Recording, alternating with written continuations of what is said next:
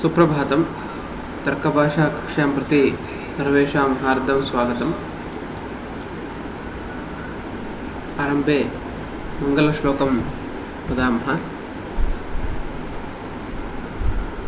बालोऽपि यो न्यायनये प्रवेशम् अल्पेन वाञ्छत्यलसश्रुतेन संक्षिप्य युक्त्यन्विततर्कभाषा प्रकाश्यते तस्य कृते मयेषा।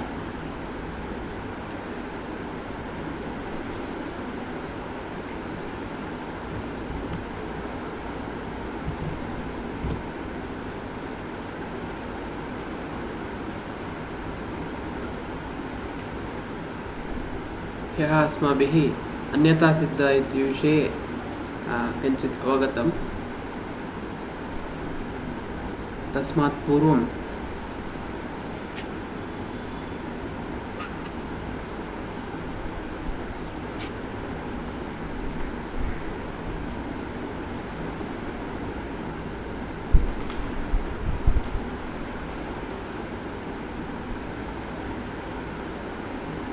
आरम्भे प्रथमः विषयः प्रमाणम् इति स्वीकृतः।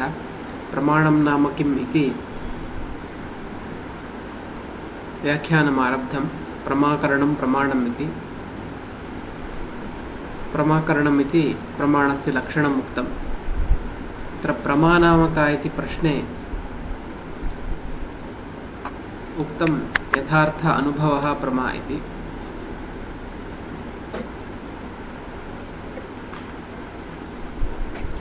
तदनन्तरं करणं नाम किमिति प्रश्नः स्वीकृतः। प्रमाकरणं प्रमाणम् इति पदद्वयमपि व्याख्यातं। तदनन्तरं पुनः तत्र प्रश्नः उत्पन्नः, साधकं कारणमिति पर्यायपदं किं कारणमिति न ज्ञायते इति। तदा कारणस्य लक्षणम् उक्तं। यस्य कार्यात् पूर्वभावः नियतः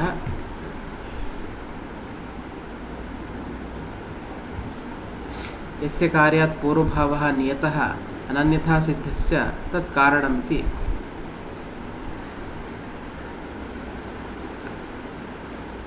लक्षणम् उक्तं कारणस्य। यथा तन्तु वेमादिकं पटस्य इति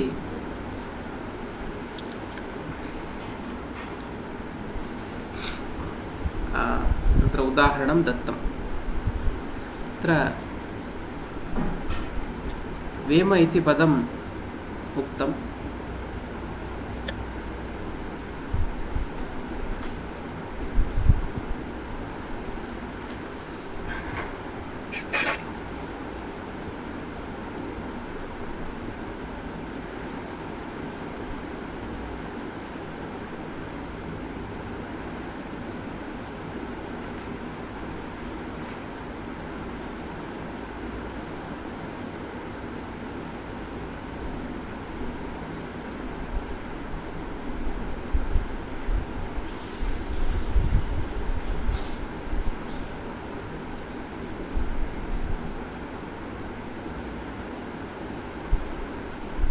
अत्र यदि भवन्तः चित्रं द्रष्टुमर्हन्ति, अयं वेमः इति उच्यते।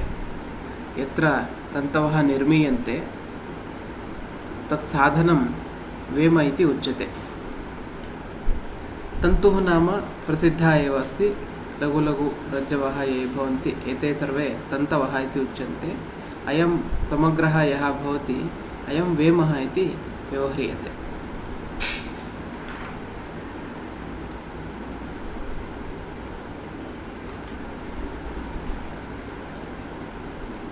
तदेव अत्र उक्तं तन्तु वेमादिकं पटस्य इति।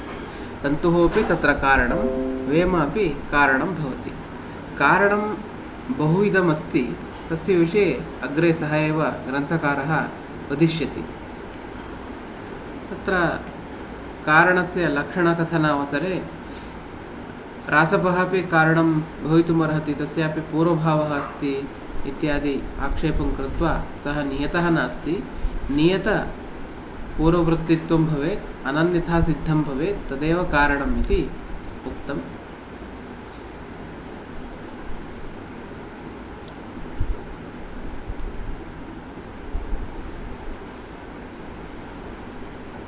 तन्तुरूपमपि नियतमस्ति एव खलु पूर्वम् इति पुनः प्रश्नः स्वीकृतः। किन्तु अन्यथा सिद्धः तन्तुरूपं पटरूपं प्रति कारणम् इत्यतः तन्तुरूपं तत्र कारणं स्वीकर्तुं न शक्यते इति उक्तम्।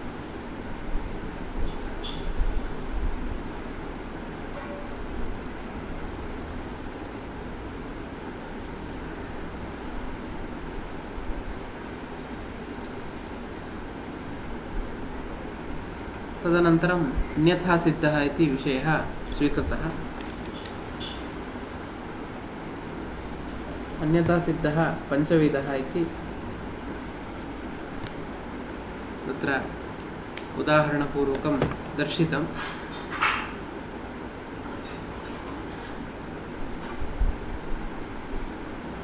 पञ्च अन्यथा सिद्धाः उक्ताः।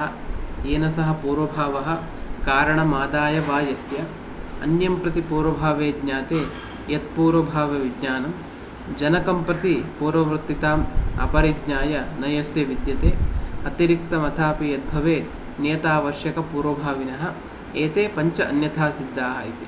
तन्नाम दण्डत्वं, दण्डरूपम्, आकाशः, कुलालजनकः, रासपः इति पञ्च अन्यथा सिद्धाः उक्ताः।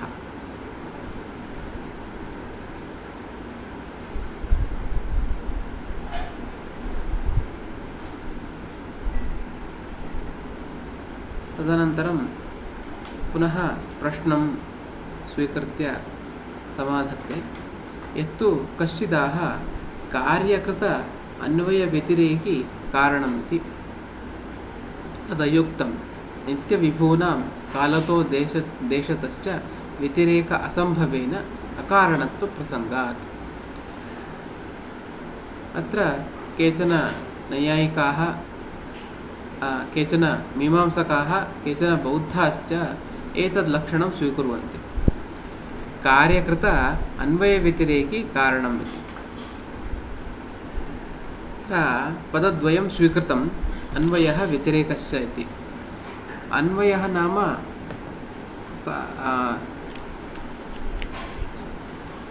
व्यतिरेकः इत्यस्य अभावः इत्यर्थः, अन्वयः इत्यस्य सत्त्वम् इत्यर्थः, नाम पदार्थः अस्ति इति अर्थः। उदाहरणार्थं तन्तुः, तत्र कार्यकारणभावः अस्माभिः स्वीकरणीयः। कार्यकृत अन्वयव्यतिरेकी कारणम् इति एतद् लक्षणं तैः उक्तं कैश्चित् मीमांसकैः बौद्धैश्च। तस्मात् पूर्वम् अस्माभिः अन्वयः व्यतिरेकः नाम कः इति ज्ञातव्यम्। अन्वयः नाम तत्सत्त्वे तत्सत्त्वम् इति वक्तुं शक्नुमः। व्यतिरेकः नाम अभावः, तदभावे तदभावः इति। तन्तुसत्त्वे पटसत्त्वम् इति अन्वयः, अन्वयसहचारः इति उच्यते। तन्तु अभावे घटाभावः इति। यदि कारणं नास्ति, तन्तुः तत्र कारणं, तर्हि कार्यमपि नोत्पद्यते, पटः अपि नोत्पद्यते। कारणमस्ति चेत्, तन्तवः सन्ति चेत् पटः उत्पद्यते। तत्र एतत् आक्षेपरूपेण पूर्वपक्षीयैः एतत् लक्षणम् उक्तं, कार्यकृत अन्वयव्यतिरेकी कारणम् इति। तदयुक्तं। किमर्थमयुक्तम्? एतत् लक्षणं तत्रापि सङ्गच्छते खलु। कार्यं नाम तन्तुः, कार्य अनुकृत अन्वयव्यतिरेकी।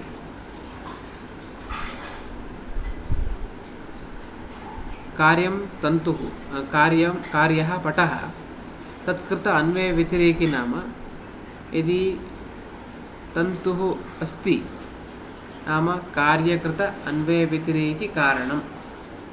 कारणं तन्तुः, तस्य अन्वये सति तन्तवः सन्ति चेत् कार्यं पटरूपकार्यम् उत्पद्यते। व्यतिरेकः अभावः अस्ति चेत् कार्यं नोत्पद्यते। इति लक्षणम् अत्रापि सङ्गच्छते खलु इति पूर्वपक्षः तैः क्रियते। तदा तस्य समाधानम् उक्तं, नित्यविभूनां कालतो देशतश्च व्यतिरेक असम्भवेन अकारणत्वप्रसङ्गात्। नित्यपदार्थाः केचन भवन्ति, यथा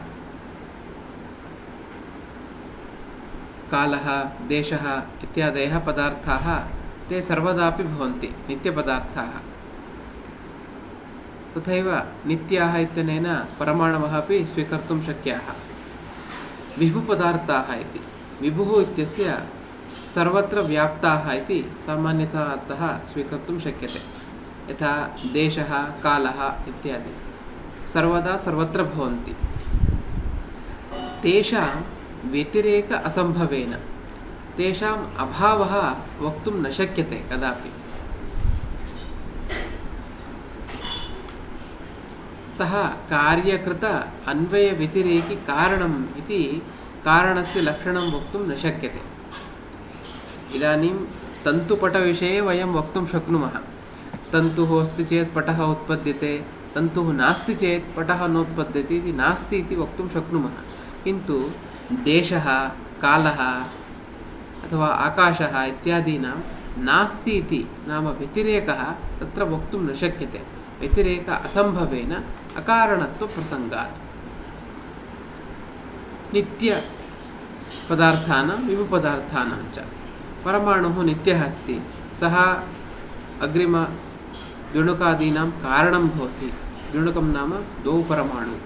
तथा यदि वयम् एतद् लक्षणं स्वीकुर्मः कार्यकृत अन्वयव्यतिरेकी इति, तदा येषाम् अभावं वयं वक्तुं न शक्नुमः।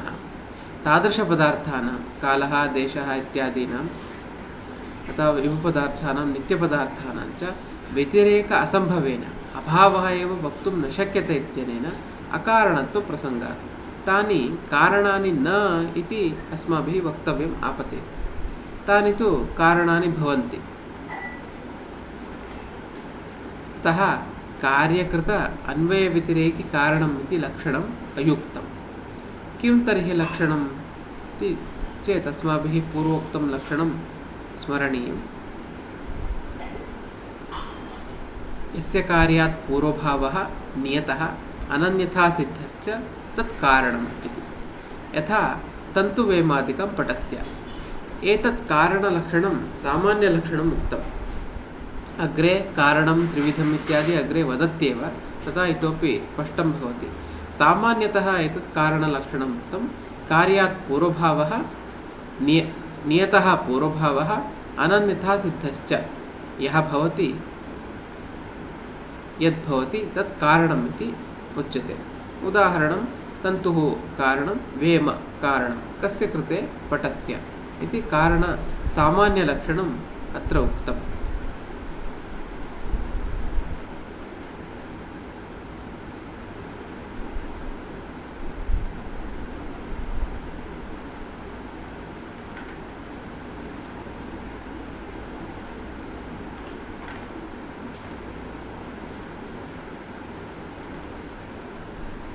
ततः अग्रे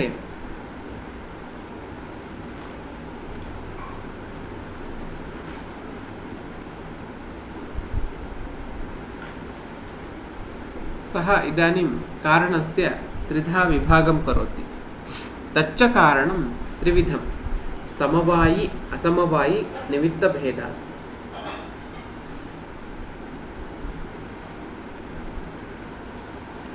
कारणं त्रिविधं भवति। समवायि कारणम्, असमवायि कारणं, निमित्तकारणम् इति। यत् पूर्वमुक्तं नियतपूर्ववृत्ति अनन्यथा सिद्धमिति, तत्तु कारणस्य सामान्यलक्षणं। तत्कारणं त्रिविधं भवति। एकैकम् उदाहरणं यदा स्वीकुर्मः स्पष्टं भवति।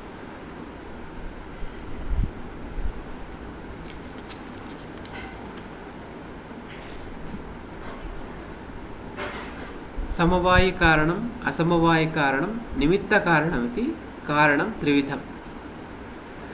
तत्र समवायिकारणस्य लक्षणं प्रथमं वदति। यत् समवेतं कार्यम् उत्पद्यते तत् समवायिकारणम्।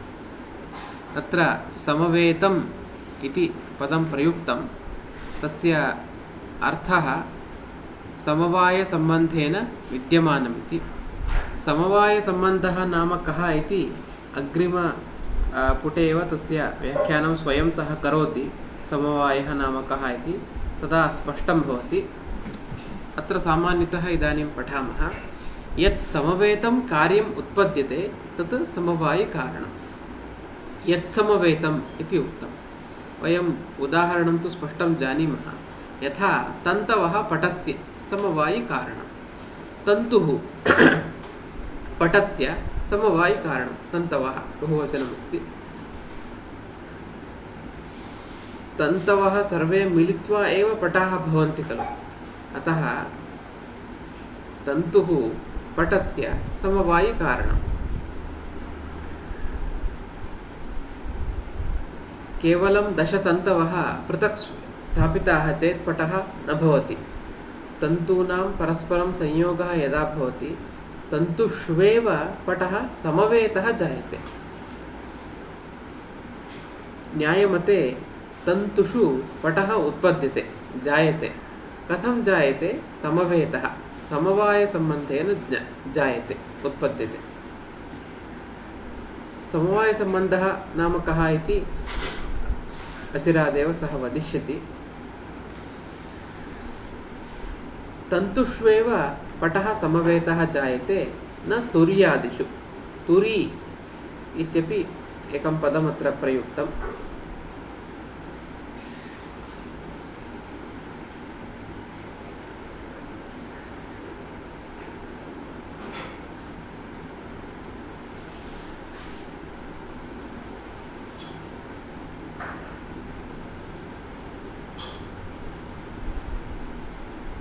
एषा तुरी इति उच्यते। एतस्य उपयोगः वस्त्रवयनकाले तन्तुवायैः क्रियते।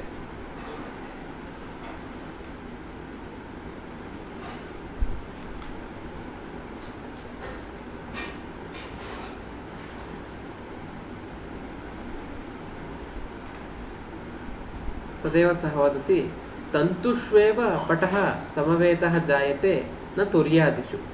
तुर्यादिषु पटः नोत्पद्यते। यद्यपि तुरी तत्र तुर्याः उपयोगेन पटस्य उत्पत्तिः भवति, किन्तु तुर्यादिषु पटः नोत्पद्यते। तन्तुष्वेव पटः उत्पद्यते, समवेतः जायते, उत्पद्यते। अतः तन्तवः पटस्य समवायिकारणम्। समवायिकारणम् इत्यस्य लक्षणम् उक्तं। यत् समवेतं कार्यम् उत्पद्यते तत् समवायिकारणं। कार्यम् अत्र पटः कार्यं। पटः उत्पद्यते तन्तुषु। तन्तुषु उत्पद्यते जायते इत्यतः तत् समवायिकारणं। तदेव सः वदति, समवेतः जायते। समवायः नाम कः इति अनुपदमेव स्पष्टीभविष्यति। एतावदत्र इदानीं ज्ञातव्यं। समवायिकारणम् इत्यस्य लक्षणं यत् समवेतं कार्यम् उत्पद्यते तत् समवायिकारणम्। यथा तन्तवः पटस्य समवायिकारणम्।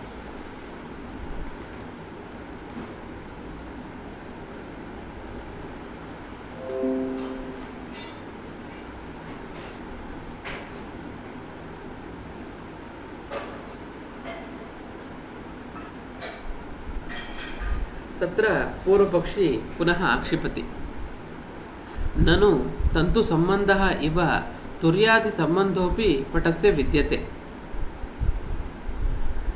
तत् कथं तन्तुष्वेव समवेतः पटः जायते, न तु तुर्यादिषु इति छात्रः कश्चन पृच्छति। भवद्भिः अत्र उक्तं तन्तुषु पटः जायते इति। तत्र तन्तुसम्बन्धः पटस्य अस्ति। तन्तवः सर्वे मिलित्वा पटः उत्पन्नः। तथैव तुर्यादिसम्बन्धः अपि पटस्य विद्यते खलु। तुरी उपयुज्यते तन्तुवायेन। तुरीम् उपयुज्यैव पटः उत्पाद्यते तन्तुवायेन। अतः तन्तुसम्बन्धः यथा अस्ति पटस्य तुर्यादिसम्बन्धः अपि अस्ति खलु। सम्बन्धः अस्ति इत्यतः किमर्थं भवन्तः तन्तुषु पटः समवेतः जायते इति वदन्ति, तुर्यादिषु किमर्थं न इति प्रश्नं करोति। तदा सः समाधानं कथयति, सत्यं द्विविधः सम्बन्धः। भवता उक्तं सम्बन्धः अस्ति इति, सम्बन्धः अस्ति इति सत्यं, किन्तु सम्बन्धः द्विविधः उच्यते, संयोगः समवायश्च। तत्र अयुतसिद्धयोः सम्बन्धः समवायः। अत्र समवायस्य लक्षणं वदन् अस्ति। अयुतसिद्धयोः सम्बन्धः समवायः। समवायः नाम कः? अयुतसिद्धयोः सम्बन्धः समवायः। अन्ययोस्तु संयोगः एव। समवायः नाम अयुतसिद्धयोः सम्बन्धः। अयुतसिद्धौ नाम कौ इत्यपि सः इदानीमेव वदति, अग्रिमपुटे सः विषयः अस्ति। समवायस्य लक्षणमत्र वदति, अयुतसिद्धयोः सम्बन्धः समवायः। अन्ययोस्तु संयोगः एव। यत्र समवायः इति न भवति तत्र संयोगसम्बन्धः एव। अतः तुर्याः पटस्य च संयोगसम्बन्धः एव, तत्र समवायसम्बन्धः न भवति। किमर्थं समवायसम्बन्धः न भवति? समवायसम्बन्धः कीदृशः? अयुतसिद्धयोः सम्बन्धः एव समवायः। यथा तन्तुः पटः, तयोः समवायसम्बन्धः अस्ति। कयोः समवायसम्बन्धः इति सः इदानीमेव अग्रिमे पुटे अत्र वदति। कौ पुनः अयुतसिद्धौ?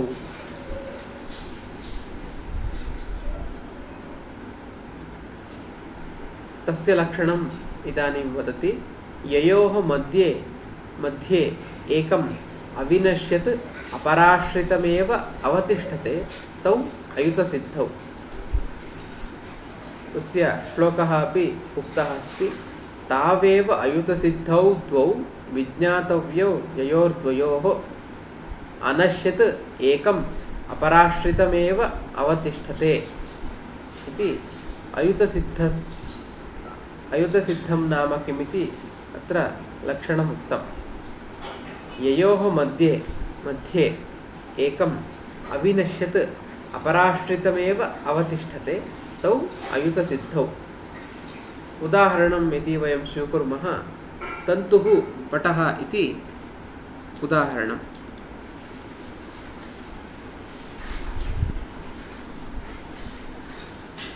ययोः मध्ये, तन्तुपटयोः मध्ये एकम् अविनश्यत् अपराश्रितमेव अवतिष्ठते। अविनश्यत् इत्यस्य नाशपर्यन्तम् इत्यर्थः। पटस्य नाशपर्यन्तं पटः तन्तु आश्रित एव अवतिष्ठते। अतः एतौ तन्तुपटौ अयुतसिद्धौ।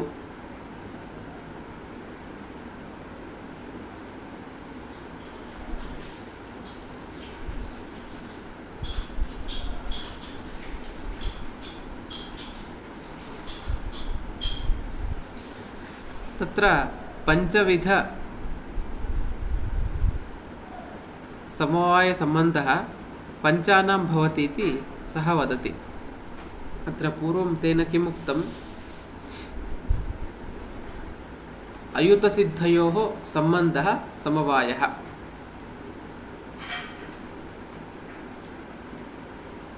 अयुतसिद्धौ कौ इति प्रश्ने सति तस्य लक्षणम् उक्तं, ययोः मध्ये एकम् अविनश्यत् अपराश्रितमेव अवतिष्ठते तौ अयुतसिद्धौ।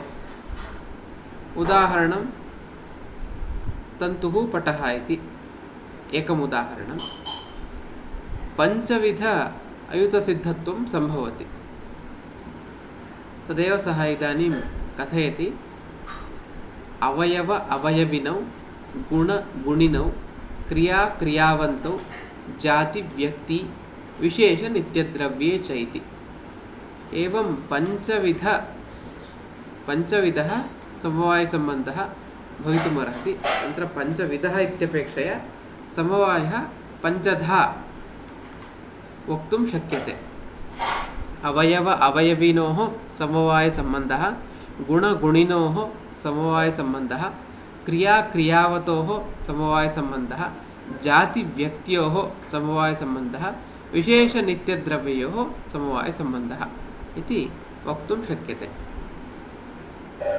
एतौ अत्र पञ्चविधं यदुक्तम्, एतौ अवयव अवयविनौ, गुणगुणिनौ, क्रिया क्रियावन्तौ, जातिव्यक्ति, विशेषनित्यद्रव्ये इति यत् पञ्चानां गुच्छमस्ति, तौ अयुतसिद्धौ नाम अवयव अवयविनौ अयुतसिद्धौ, गुणगुणिनौ अयुतसिद्धौ, क्रिया क्रियावन्तौ अयुतसिद्धौ, जातिव्यक्ति अयुतसिद्धे, विशेषनित्यद्रव्ये अयुतसिद्धे।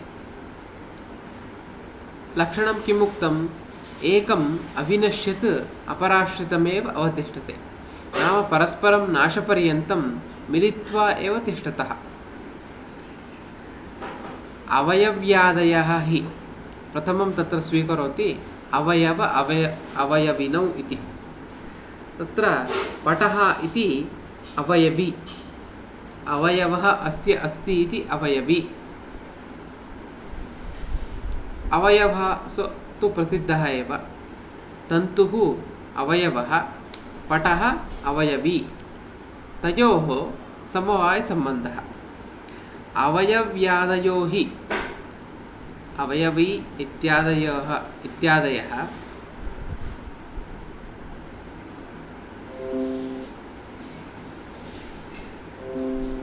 यथाक्रमम् अवयवाद्याश्रिताः एव अवतिष्ठन्ते अविनश्यन्तः।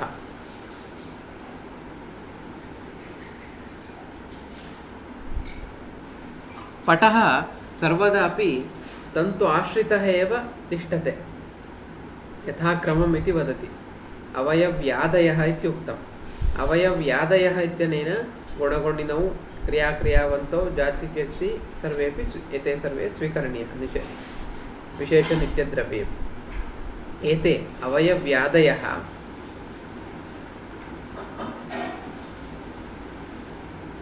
यथाक्रमम् अवयवाद्याश्रिता एव अवतिष्ठन्ते अविनश्यन्तः नाशपर्यन्तम्।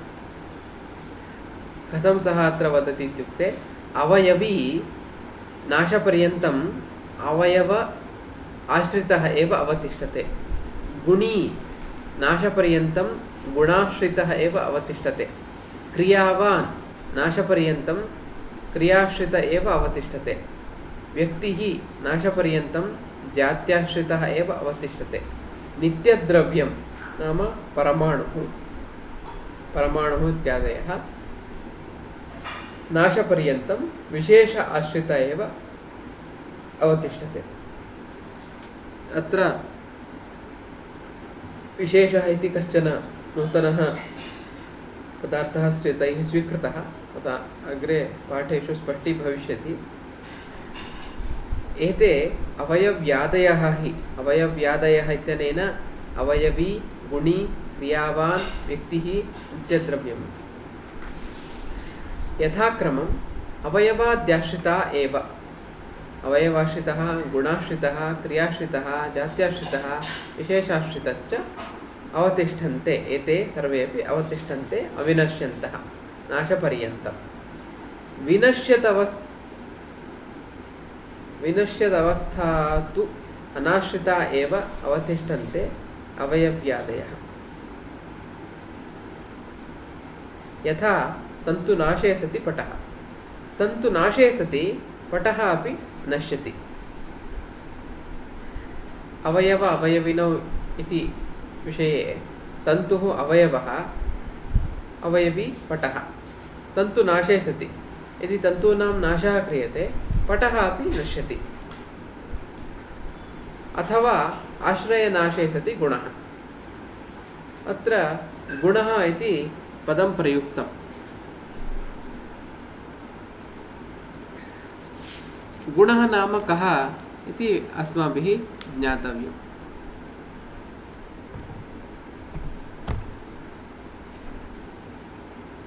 अस्मिन् पुस्तके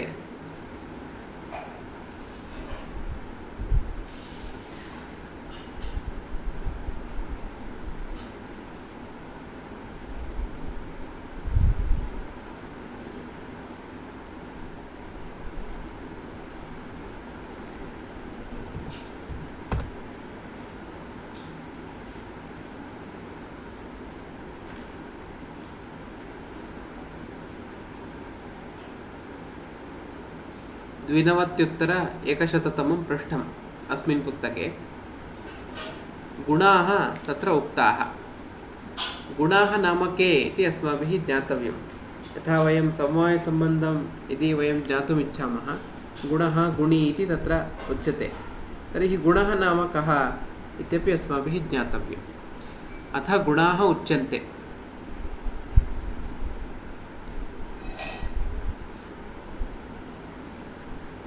एते सर्वेपि 24 गुणाः। रूपरसगन्धस्पर्शसङ्ख्यापरिमाण पृथक्त्व संयोग विभाग परत्व अपरत्व गुरुत्व द्रवत्व स्नेह शब्द बुद्धि सुख दुःख इच्छा द्वेष प्रयत्न धर्म अधर्म संस्कार भेदात् 24 इति एते गुणाः उक्ताः। तत्र एतद्विषये अग्रे तु पठामः एव। सामान्यतः यदि अवगन्तव्यं, रूपम् इति अस्ति। रूपं नाम वर्णः, सः कश्चन गुणः। एतेषु 24 गुणेषु सः अपि अन्तर्भूतः। तथैव रसः, गन्धः, स्पर्शः इत्यादयः। अस्माकम् इदानीम् अपेक्षितः मुख्यः एषः एव, रूपम् इति।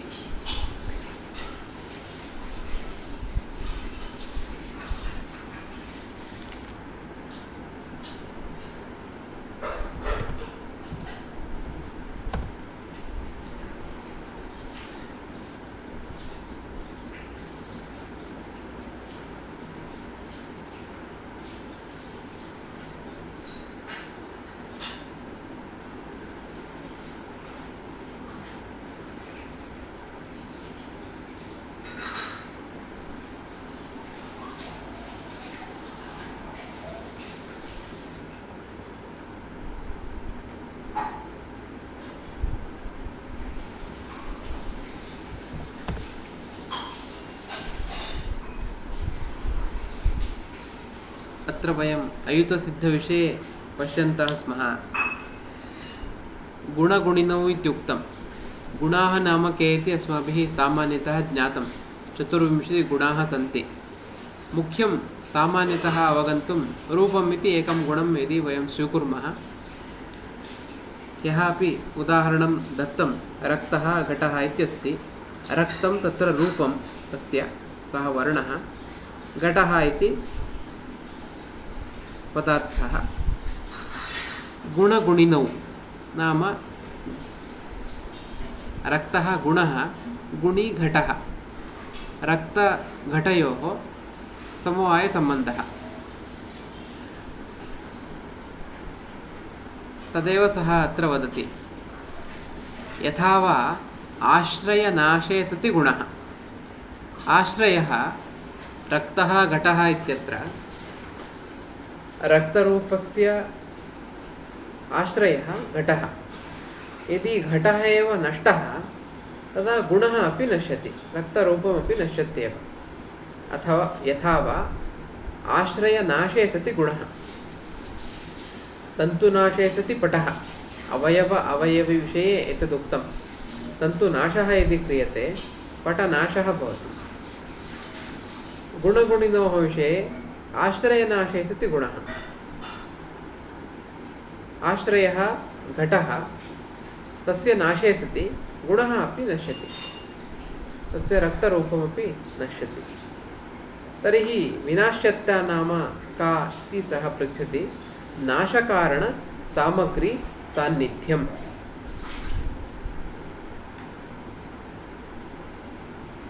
पटः नष्टः अथवा तन्तुः नष्टः, घटः नष्टः इति भवन्तः वदन्तः सन्ति। विनाश्यत्ता नाम का इति प्रश्नः तत्र कृतः। नाशकारणसामग्री सान्निध्यम्। नाशार्थं यत् कारणम् आवश्यकं तादृशसामग्री सान्निध्यमेव विनाश्यत्ता। अत्र तस्य विशेष अर्थः कोऽपि नास्ति। नाशः कः इति केनचित् छात्रेण तत्र पृष्टं। तदा उक्तं विनाश्यत्ता नाम नाशकारणसामग्री सान्निध्यं। नाशार्थं यत् कारणम् आवश्यकं तत् कारणम् अस्ति चेत्, सान्निध्यं, तस्य सामग्री सान्निध्यम् अस्ति चेत् सा विनाश्यता इति उच्यते।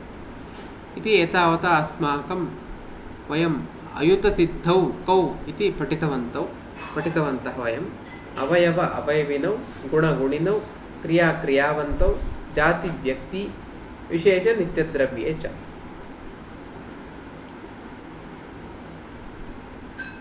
गुणाः नाम के इति सामान्यतः वयं दृष्टवन्तः। 24 गुणाः सन्ति। ते अग्रे गुणनिरूपणकाले स्पष्टीभवन्ति। इतोपि गुणगुणिनोः गुणः अस्य अस्ति इति गुणि। रक्तः घटः इत्यत्र रक्तः गुणः तद्युक्तः गुणि घटः, तयोः समवायसम्बन्धः। क्रियाक्रियावन्तौ गजः गच्छति इति उदाहरणं यदि वयं स्वीकुर्मः, गमनक्रिया अस्ति गजे, क्रियावान् गजः, अतः गमनक्रियायाः गजस्य समवायसम्बन्धः, क्रियाक्रियावतोः समवायसम्बन्धः। तथैव जातिव्यक्ति। घटः तु नैयायिकानां प्रसिद्धः एव। घटे घटत्वम् अङ्गीक्रियते। तद् घटत्वं सर्वेषु घटेषु समानं। तत् घटत्वं यदस्ति सा जातिः इति उच्यते। घटत्वजातिः सर्वेषु घटेषु अस्ति। अतः वयं सर्वानपि घटान् घटः इति व्यवहरामः। सर्वानपि घटान् दृष्ट्वा घटः घटः इति वयं व्यवहारं कुर्मः। घटः इति व्यक्तिः, घटत्वम् इति जातिः। जातिव्यक्त्योः, घटत्वजाति घटव्यक्त्योः समवायसम्बन्धः। तथैव विशेषनित्यद्रव्ये च इति। विशेषः इति कश्चन पृथक् पदार्थः नैयायिकैः स्वीकृतः अस्ति। नित्यद्रव्यं नाम परमाणुः इत्यादयः।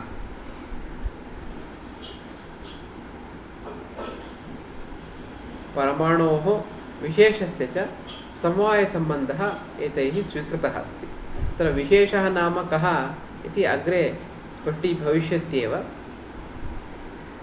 अत्र तर्कभाषायां प्रतिपादनप्रकारः किञ्चित् भिन्नः अस्ति।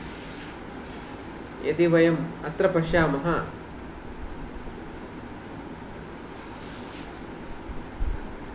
कणादः वैशेषिकदर्शने षट्पदार्थाः इति पृथक् करोति। वयं यदि तर्कसङ्ग्रहं बहवः पठितवन्तः स्मः एव, द्रव्यगुणकर्मसामान्यविशेषसमवाय अभावः सप्तपदार्थाः इति उक्तमेव अस्ति तर्कसङ्ग्रहादिषु। अत्र वैशेषिकदर्शने षट्पदार्थाः उक्ताः। अत्र द्रष्टुं शक्नुमः, द्रव्यं, गुणः, कर्म, सामान्यं, विशेषः, समवायः, अभावः इति। समवायः तु इदानीम् अस्माभिः ज्ञातः एव। समवायः कीदृशः भवति? अवयव अवयविनोः गुणगुणिनोः क्रियाक्रियावतोः जातिव्यक्त्योः विशेषनित्यद्रव्ययोः। द्रव्यम् इति प्रथमः पदार्थः उक्तः।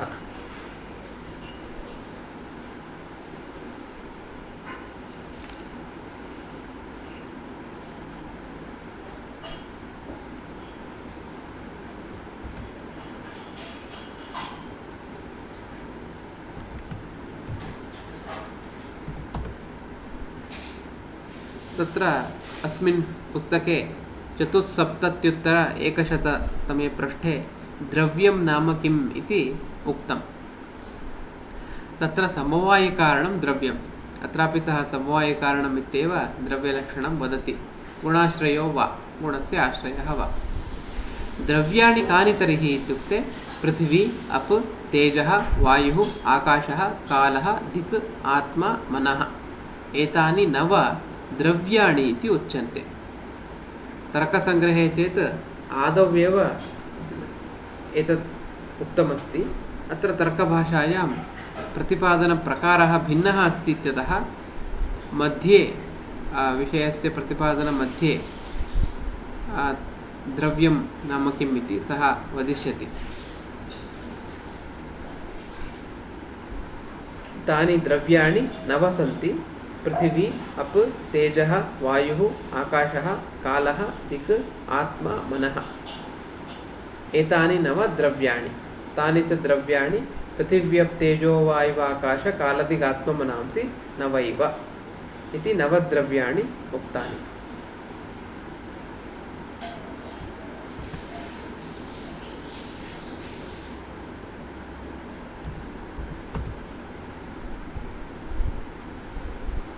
तदनन्तरं गुणाः गुणाः 24 इति अस्माभिः पठितम्।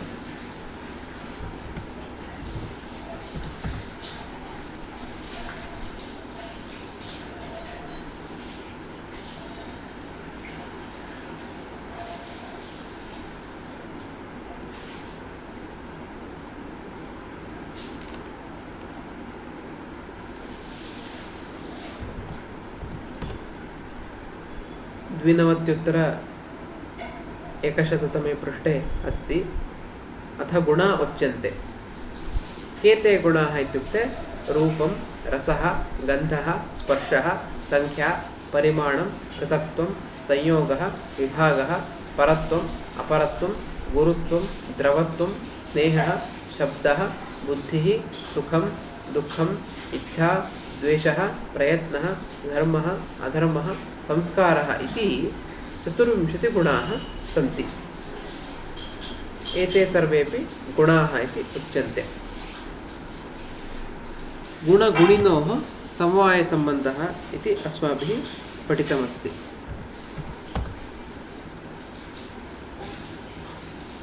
तदनन्तरं कर्म, क्रिया तु प्रसिद्धा अस्ति। सामान्यम्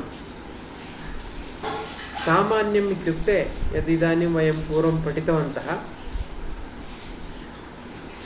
घटत्वम् इति सामान्यम् इति उच्यते। सर्वेषु घटेषु समानम् अस्ति घटत्वम् अस्ति इत्यतः सर्वानपि वयं घटः इति व्यवहारं कर्तुं शक्नुमः। तद् घटत्वं जातिः इति उच्यते। सामान्यमिति तस्य पर्यायपदम्। तथैव विशेषः इति कश्चन पदार्थः स्वीकृतः, प्रसिद्धः अस्ति विशेषः इति। अत्र आङ्ग्ले एवम् अर्थः उक्तः, किन्तु सः पृथक् पदार्थः अङ्गीकृतः। अग्रे परमाणु निरूपणावसरे सः स्पष्टीभवति। समवायः सम्बन्धः अस्माभिः ज्ञात एव। अत्र पूर्वतने पुटे यदि वयं पश्यामः, समवायसम्बन्धः कयोः भवति? अवयव अवयविनोः, गुणगुणिनोः, क्रियाक्रियावतोः, जातिव्यक्त्योः, विशेषनित्यद्रव्ययोः इति समवायसम्बन्धः एवं भवति। तयोः परस्परम् अपराश्रितमेव अयुतसिद्धं। नाम यदि एकस्य नाशः भवति अन्यस्यापि नाशः भवति इत्यर्थः। यथा तन्तुनाशे सति पटनाशः भवति, अथवा आश्रयनाशे सति गुणः, घटनाशे सति गुणस्यापि नाशः भवति, रक्तरूपस्यापि नाशः भवति।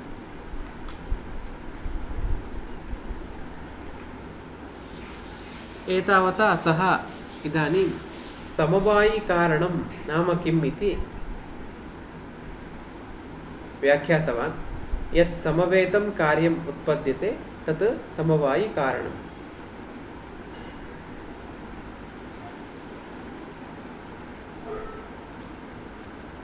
यथा तन्तवः पटस्य समवायिकारणम्। किमर्थं तन्तवः पटस्य समवायिकारणम् इत्युक्ते तन्तुषु एव पटः समवेतः जायते। पटः समवायसम्बन्धेन उत्पद्यते। कुत्र? तन्तुषु, न तु तुर्यादिषु। तर्हि तुर्यादीनां कथं समवायसम्बन्धः नास्ति इत्युक्ते सः अत्र व्याख्यानं कृतवान्। सम्बन्धः द्विविधः, संयोगः समवायश्च। समवायः कयोः वक्तुं शक्यते? अयुतसिद्धयोः सम्बन्धः समवायः। अन्ययोस्तु संयोग एव। तुरि इत्यादीनां तु संयोगसम्बन्धः एव। समवायसम्बन्धः तत्र न भवति।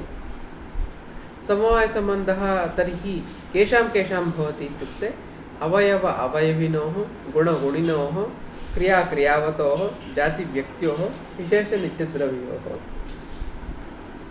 तुरीपटयोस्तु अवयव अवयवित्वं वा गुणगुणित्वं वा किमपि नास्ति।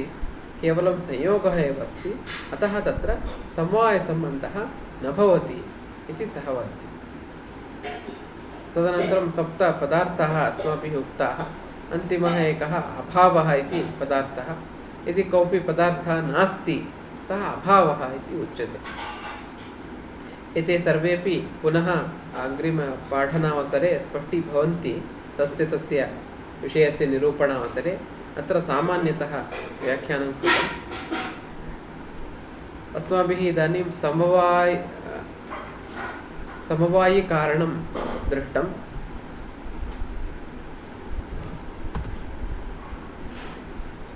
कारणं त्रिविधम् इत्युक्तं। समवायिकारणं तदेव सः पुनः अत्र व्याख्यानं करोति। तन्तुपटावपि अवयव अवयविनौ।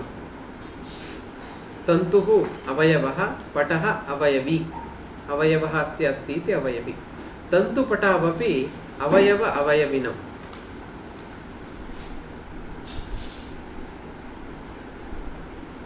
तेन तयोः सम्बन्धः समवायः। अयुतसिद्धत्वात्, अयुतसिद्धत्वादेव तयोः सम्बन्धः समवायः। पटतुर्योस्तु न समवायः, अयुतसिद्धत्व अभावात्। तुर्याः पटस्य समवायसम्बन्धः न भवति। किमर्थं न भवति? अयुतसिद्धत्व अभावात्। अयुतसिद्धौ तौ न, अतः समवायसम्बन्धः न भवति। न हि तुरी पटाश्रिता एव अवतिष्ठते।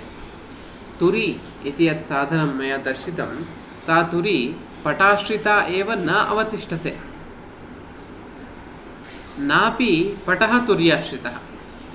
पटः अपि वस्त्रमपि तुर्याश्रितमेव सर्वदा न तिष्ठति। कयोः परस्परं सम्बन्धः अस्ति? पटस्य तन्तूनां च सम्बन्धः अस्ति। अतः समवायः तत्र उच्यते। अतस्तयोः सम्बन्धः संयोगः एव। पटस्य तुर्याश्च सम्बन्धः संयोगः एव। तदेवं तन्तुसमवेतः पटः। तन्तुषु समवायसम्बन्धेन पटः अस्ति। तन्तुसमवेतः पटः। अतः तन्तव एव पटस्य समवायिकारणम्। तन्तवः एव पटस्य समवायिकारणम्। किमर्थं समवायिकारणं?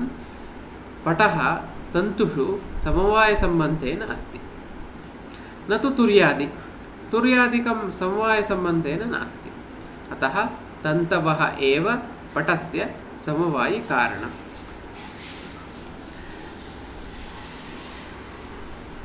तथैव पटश्च स्वगतरूपादेः। पटरूपमस्ति। पटरूपं प्रति किं समवायिकारणम् इत्युक्ते पटः एव समवायिकारणम्। पटश्च स्वगतरूपादेः। रूपं नाम गुणः। रक्तः पटः इति यदि स्वीकुर्मः, रक्तरूपं पटे अस्ति। तादृशरक्तरूपं प्रति कारणं पट एव। तत्र गुणगुणिनौ इति वक्तव्यं। गुणः रक्तरूपम् अथवा यत्किञ्चित् रूपं क्वचित् वर्णः, गुणी पटः। अतः तत्र समवायिकारणं पटरूपं प्रति पट एव। पटश्च स्वगतरूपादेः। एवं मृत्पिण्डोऽपि घटस्य समवायिकारणम्। मृत्पिण्डः, मृत्तिकां मेलयित्वा एव घटः उत्पद्यते। मृत्पिण्डः, मृत्तिकासमूहः घटस्य समवायिकारणम्। घटश्च स्वगतरूपादेः। घटरूपमस्ति। नीलः घटः इति नीलरूपं घटस्य अस्ति इति वयं स्वीकुर्मः। नीलरूपं प्रति समवायिकारणं घट एव। यथा अत्र उक्तं पटश्च स्वगतरूपादेः। पटरूपं, पटस्य यद्रूपं रक्तरूपं, रक्तः पटः इति उदाहरणे रक्तरूपमस्ति पटस्य, तस्य कारणं किं? समवायिकारणं किं? पट एव। तथैव घटश्च स्वगतरूपादेः। घटरूपं प्रति समवायिकारणं घट एव इति समवायिकारणस्य लक्षणम् उक्तम्।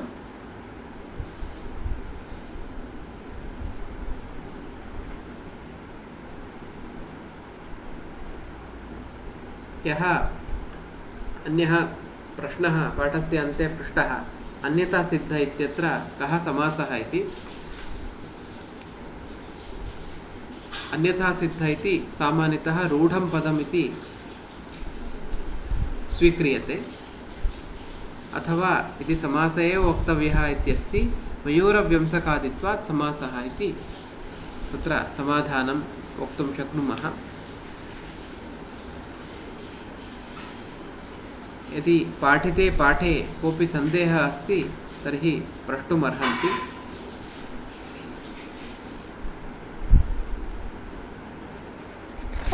महोदय, मम एका शङ्का वर्तते यत् अस्मिन् अस्ति विशेष नित्यद्रव्य इत्यनयोः मध्ये कः भेदः वर्तते? यतोहि नित्यद्रव्याणाम् अन्तर्गते तु विशेषपदार्थस्य अपि गणना भवति। नित्यद्रव्याणि तु न भवन्ति, तर्हि तस्य आश्रितमेव विशेषद्रव्योऽपि द्रव्यमपि भवति। तर्हि अस्मिन् कः भेदः कः?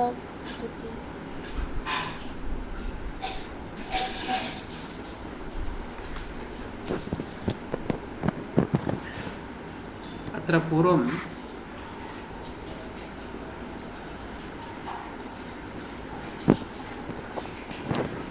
यदि अत्र वयं पश्यामः, सप्तपदार्थाः उक्ताः: द्रव्यं, गुणः, कर्म, सामान्यं, विशेषः, समवायः, अभावः इति।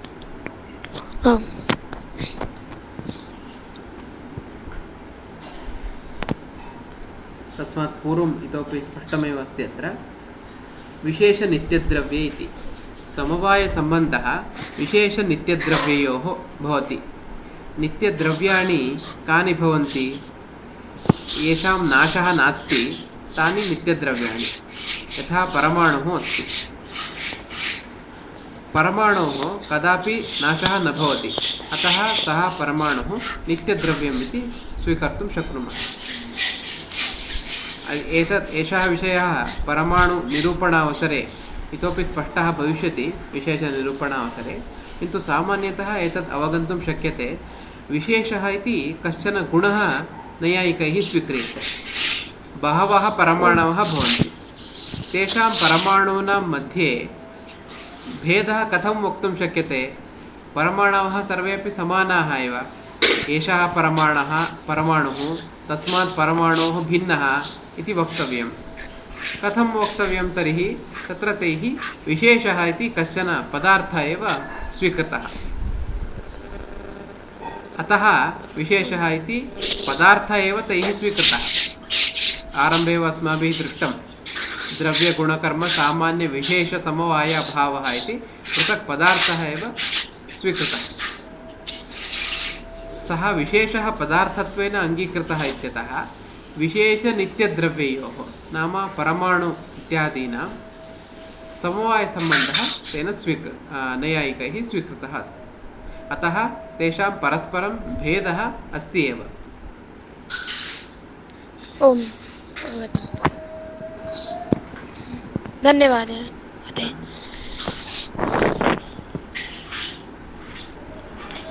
अन्ये केऽपि प्रश्नाः सन्ति चेत् कृपया प्रष्टुमर्हन्ति। नमस्ते महोदय। नमस्ते। मृत्तिका कारणम् अस्ति घटस्य। आदौ भवता उक्तं दण्डः कारणमस्ति घटस्य, इत्युक्ते द्वे अपि कारणे स्तः। तर्हि द्वयोः मध्ये कारणं किम् अस्ति? यत् अत्यन्तम् आवश्यकं कारणम् अस्ति तदेव करणम्। इदानीं वयं प्रथमं यदा कारणम् इति वदन्तः स्मः, ये नूतनछात्राः भवन्ति ते सामान्यतः यदि तेषाम् अवगमनं भवितव्यम्, इदानीम् अग्रे भवन्तः जानन्ति समवायकारणमस्ति, असमवायकारणमस्ति, निमित्तकारणमस्ति, सर्वमपि अस्ति। किन्तु आरम्भे किम् उक्तं, तत्र कारणसामान्यलक्षणम् उक्तम्। यदि पूर्वतनपुटे भवन्तः पश्यन्ति,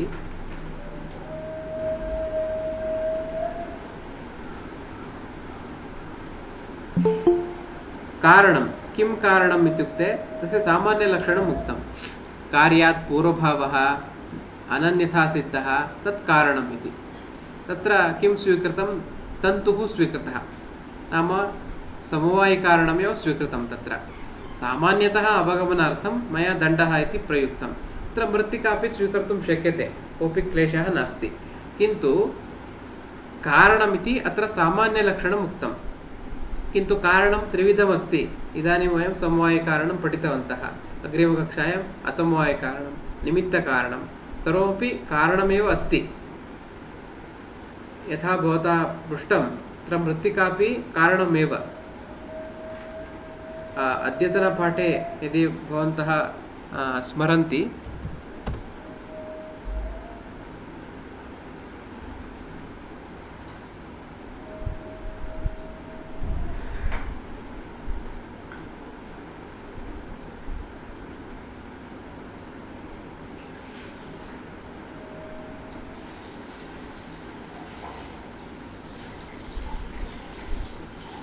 अत्र उक्तम् एवं मृत्पिण्डोऽपि घटस्य समवायिकारणं।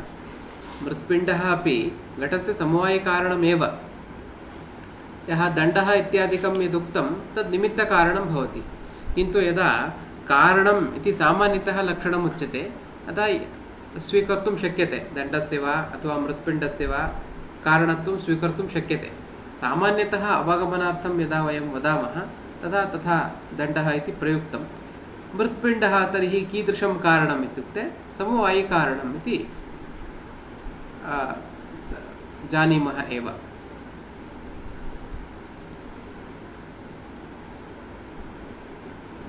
अस्तु, धन्यवादः। धन्यवादः।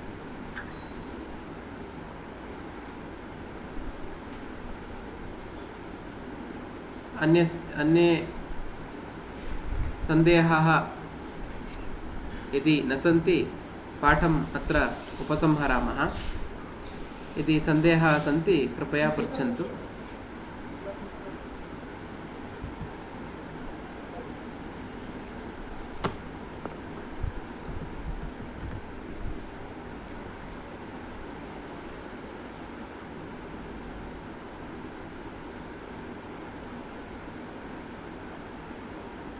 मङ्गलश्लोकेन कक्षायाः उपसंहारं कुर्मः।